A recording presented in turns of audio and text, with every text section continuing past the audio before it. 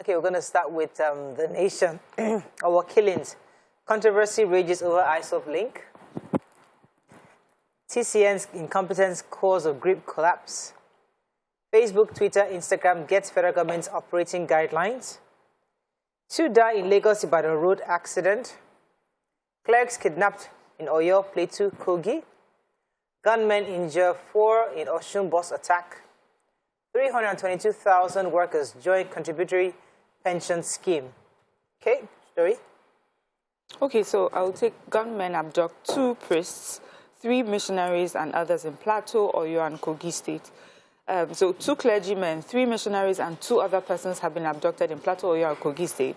First of all, we know 2 weeks ago, the prelate of the Methodist Church, His Eminence Samuel Kanu Uche, was abducted alongside his traveling companions, and they had to pay 100 million for his release. Now in Plateau State, Reverend Father James Kantoma, he's the Catholic priest of St. Anthony's Parish in Angware community in the Just East Council. He's also the council's chairman of the Christian Association of Nigeria. The story is that this gunman came to his residence, and the community was even aware.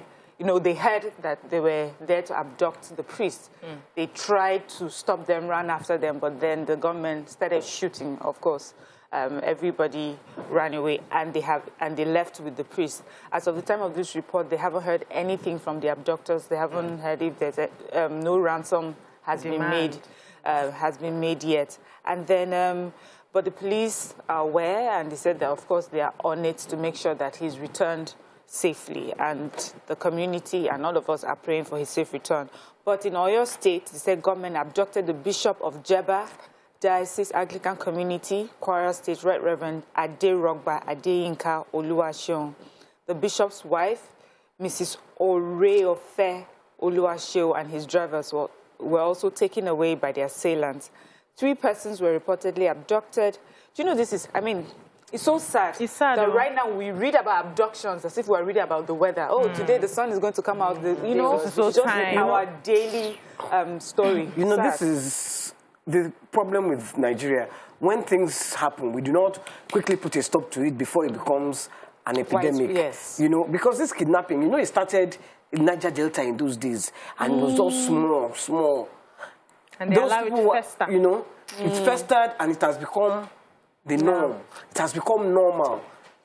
All right, let's take another story in the nation. Yes, so membership under the Contributory Pension Scheme, CPS, has increased by 322,974 I wanted to say naira now.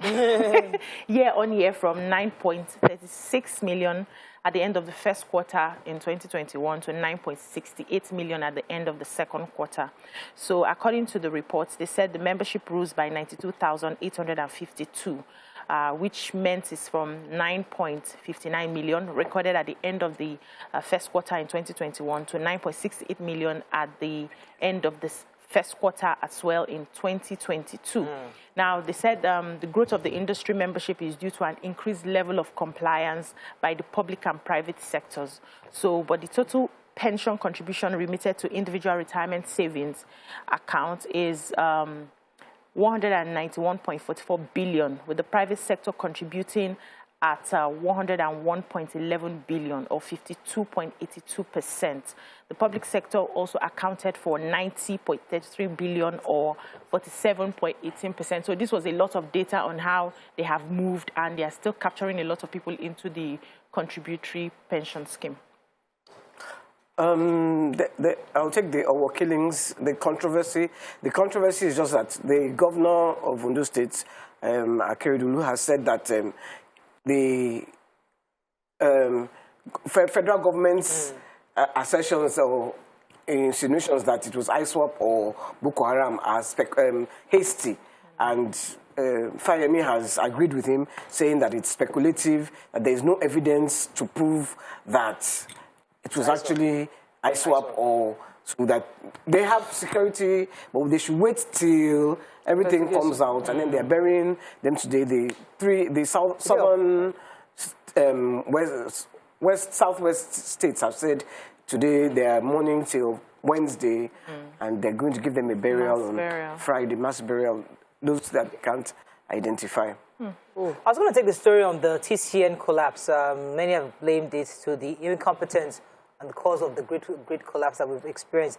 Those in Abuja, Kaduna, it's actually dropped all the way down to 9 megawatts. That was really, really bad. And the spokesperson is yet to, spokesman for the network, Kunle Olubiyo, a lawyer, challenged the TCN to prioritize its use of funds for the national grid, saying that the major setback that was experienced was triggered by the lowest generation, following which the national grid collapse was the lowest generation recorded on the TCN. Okay, moving on now to the Punch. Southeast PDP demands Atiku's VP slot. Party dismisses Obi's threat. 3 soldiers faint at Democracy Day parade. Buhari, Jonathan Tinubu, others present. Lebanese driver faces manslaughter as crushed Lagos lady dies. Strike. ASUU threatens sanctions for non-compliant chapters. Customer friends Lynched burn Lagos ex-worker for keeping Quran in room. Kidnap epidemic. Gunmen abduct Kwara Bishop. Wife Plateau Khan chair Monarch Ulsters. 913 killed, 265 abducted in May report. Federal government orders Twitter, TikTok, others to appoint country reps. NNPC supplies 1.523 billion liters fuel in 3 weeks. Okay, which story are we starting with? I'll take the sex worker who was killed who was lynched and burnt. Apparently, she had this customer who came into her place. Her name was Salisu, and he paid her 1,000. After the work, he paid her 1,000. As he was going, she noticed that her 5,000 was missing. So she ran after him, said, my 5,000, my 5,000. So that was calmed her down. He now took some of his friends, and they went to look for the 5,000. While they were looking for the 5,000, they found the Quran under her pillow. Oh. And they said, they said to question her, what is she doing? She in this kind of work? What is she doing with the Holy Quran? And they stabbed her and then killed her. So they're in court. Actually, they're in court now. But I just want to say as an aside that this is the epidemic that I'm talking about. Yes, this is scary. Yes. This is now the 3rd one in less than 2 months that we are hearing about. Though this was in April, it's just coming out now because I think they took them to court. But if we don't put a stop to it now, and people are not punished now, everyday story. It will be our everyday story. How do we put a stop to it? This has a lot to do with mindset. It has a lot. Let me not even go into it. Okay, another story in PD. Yes, so the Academic Staff Union of Universities, ASUU, are threatening to query universities that fail to comply with their decision to remain on strike while they carried on with the negotiations with the federal government. So you know that the strike has started. So speaking was the ASUU president, Professor Emmanuel Osodeke, who was explaining why they had continued with the ASUU strike, said they've been on strike for the past 5 months to press home their demands. And you know what they are talking about: revitalization of public universities, end academic allowances, university transparency, accountability, solution and promotion areas, and other renegotiation of the 2009 ASUU federal government agreement. And this is what they have been pushing, including the inconsistency in integrated personnel payroll information system. However, they noticed that a lot of universities are pulled out of this fight and they have started their academic universities. So as we're saying that they're going to punish them appropriately, they were all supposed to be having this fight together. They won't take it lightly that some have decided to pull away. They also mentioned that after the tripartite plus meeting called by the chief of staff to the president that they had in the villa in Abuja, they had not been called to have another meeting over 1 month. Nothing concrete came out of that meeting, and they're still waiting to be called by the federal government to continue the negotiations. Okay, let me go on a quick break. When I come back, we'll continue with the review and Punch. Stay with us. We'll be right back.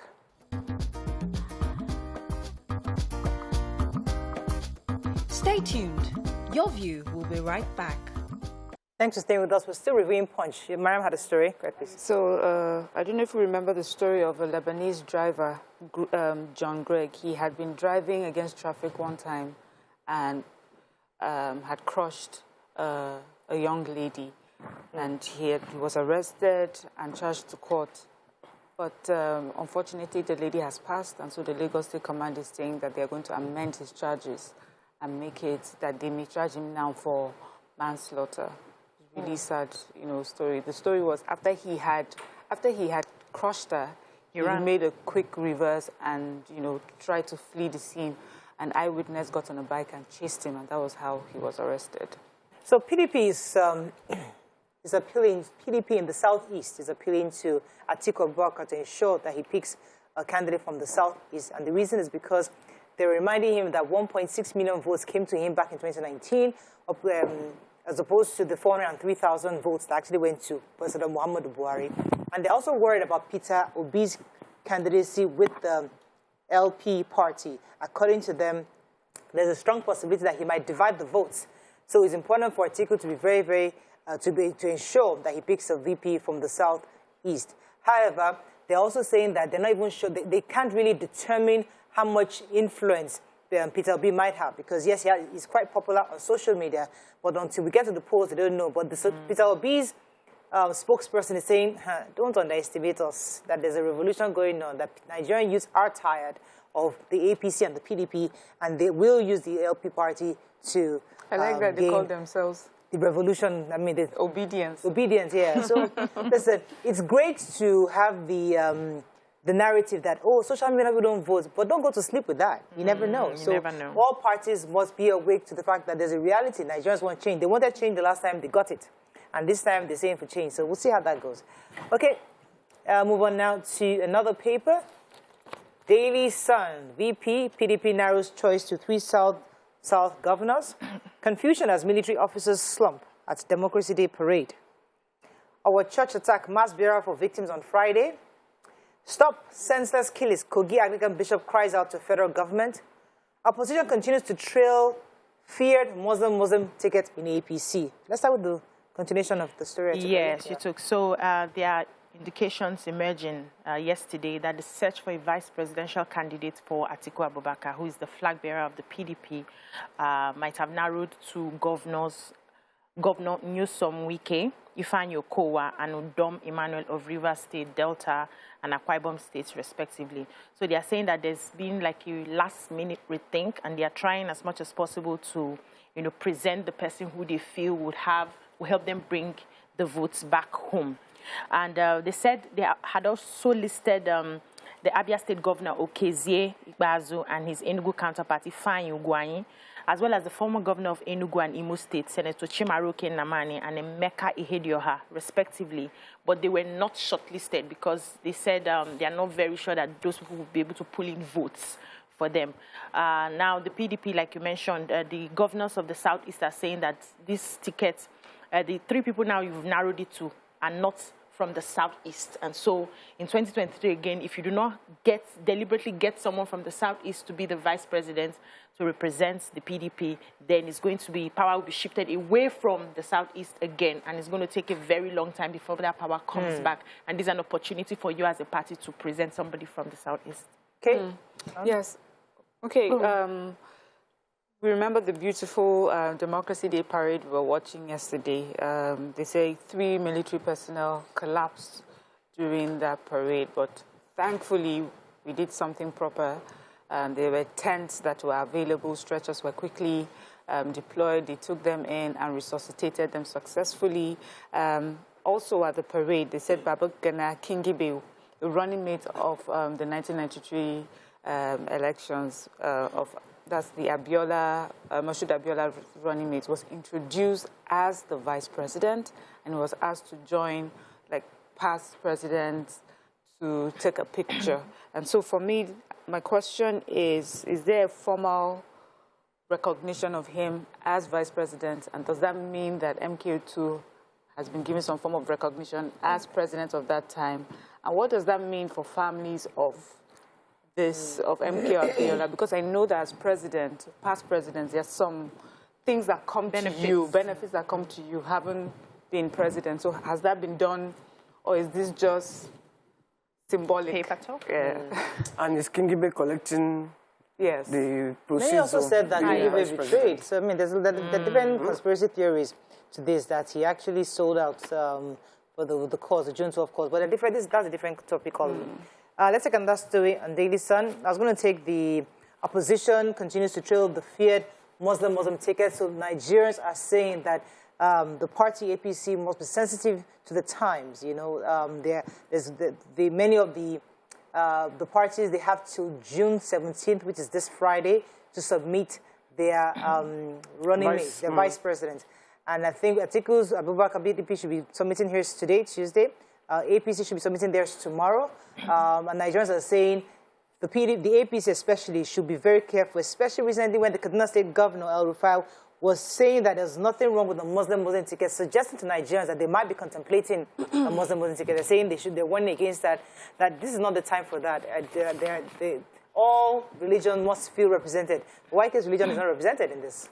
I don't even know why they are making. For me, religion. It's not about religion and it's not about ethnic. I believe it is competence for me. Yeah, well, so, some would say that. Why are we talking competence now? Because would Nigerians accept a Christian ticket? Would certain parts of Nigeria accept a Christian ticket? They wouldn't. So if you can, that's the issue. That's the sentiment. Like what you can take, you don't give. The ethnicity and religion has been ingrained in us. It's part of us. So if you allow a Christian ticket tomorrow, I'm not even saying any of these people are competent. Yeah. I'm not saying that. I'm just saying that the religion is the list of our issues. It's the list. I know. Of our issues. Yeah. Do you understand? Because where Nigeria is at now, we seem to be at the precipice. Yeah. So it is the 2023 that will determine whether whether entering the hole or not. So we should just... Okay, moving on to Vanguard very quickly. Let's find out the story we've not taken. Reopen our varsities now. Anglican Church tells federal government. Democracy Day, FG recognizes Kinjibe as ex-vice president. Club shooting update, police invites Burna Boy for interrogation. Deadline for voters registration remains June 30th. Emefiele's punch for local military uniforms production gets boost. Hajj 2022 pilgrims reject Azman Air over operational antecedents. Bandits abduct bishop wife driver in Oyo. All right, let's take another story in Vanguard. Yes, so the governor of Central Bank of Nigeria, Mr. Godwin Emefiele, has set to boost local production of military uniforms. And this is going to be in collaboration with DICON, that's a Defense Industries Corporation of Nigeria, and SUU Corporate Wares, Nigeria Limited. They have entered a joint venture, public-private partnership, for the production of all military uniforms in the country. So this is going to, they said production will be starting January 2023, and they're trying to finalize everything that they need for production. So they'll be producing uniforms for the Nigerian Army, Navy, Air Force, police, and paramilitary organizations. This is going to also help boost our local textile firms and ensure that we're not spending a lot of foreign exchange in, importing our uniforms. I really did not know that we used to import our uniforms. Like, it was shocking to me that we've been spending all these years, we've been importing. If we cannot do toothpick, is it uniform we'll do? No, but we saw here, we have tailors here, it's just about... That's yeah. We don't do pencils, we don't do toothpaste. So it's deliberate. I'm glad some people are now looking back to say, how can we, develop our own local textile? How can we... I like that, but also I'm worried about the Nigeria today and the fact that sometimes we get carried away. So this is a security thing, outfit, We need to make sure that this cannot be replicated by ne'er-do-wells, So that's another thing we have to look at when we... Okay, that's another story. The club shooting. Okay. Yeah, I don't know if you took the story yesterday, did you? Yes, we did. So, the police have asked Burna Boy to come for interrogation. They said that the 5 policemen were actually assigned to him by the force headquarters in Abuja. So they just want to question him. He's all the way in Spain, right? And What's that? don't run. He has jackpot. Any other story? Vanguard. Yes. Okay, so the deadline for voters registration is still June 30th. Yes. So all the shouting and screaming at the end of this month shall just register, right? So after that, I know we're going to have INEC today. We'd like to know, we have a lot of questions for INEC. That'll be our guest a bit later. Any story in Tribune that we've not taken? Let's see. Collapse, national grid metaphor for collapsing countries, says Atiku. Moghalu quits ADC after losing presidential ticket. Jebba-based Bishop wife driver kidnapped in Oyo. We took that story. Youth's elderly protest over insecurity in Southwest. No evidence has linked or church attack to ISOP, says Fayemi. 3 persons slumped at Democracy Day parade. And FG lost 88 billion naira revenue to abandoned old federal secretariat in 27 years. I'd like to read that story. Yeah, so let me see how I can quickly take that story. So the federal secretariat complex in Ikoyi has been, as of today, an eyesore and has been neglected for almost 31 years since the capital was moved from Lagos to Abuja. And they say that the plan had been, I think in 2006 and then 2018, there had been plans to turn it into a complex that will house over 480 apartments. And there was a base rent that was, or amount to be paid for those apartments that was given, and then every 4 years, a 10% increment. But because nothing has been done in these years, that revenue that would have come to government has been lost. Beautiful. So, the former deputy governor, Professor Kingsley Moghalu, has left the ADC. He says that the primaries were wrought with inconsistencies. Oh. He gave in his letter yesterday. He said that they had agreed to pay for the delegates and house the delegates in Abeokuta, and all the aspirants were contributed money to that. But when the time came for that, they didn't provide for them, and that there have been numerous inconsistencies that he was saying as the... His values are not the same as theirs. So where will he now go? Former deputy governor of Central Bank will not... Where will he now go to? CBN. Which one? Which political party has the values that he can... We don't know yet. We are not so you keep looking. Let us go on a break. It's a shame, Sha. It is. When we return, we saw a shocking video yesterday. Stay with us. We'll be right back.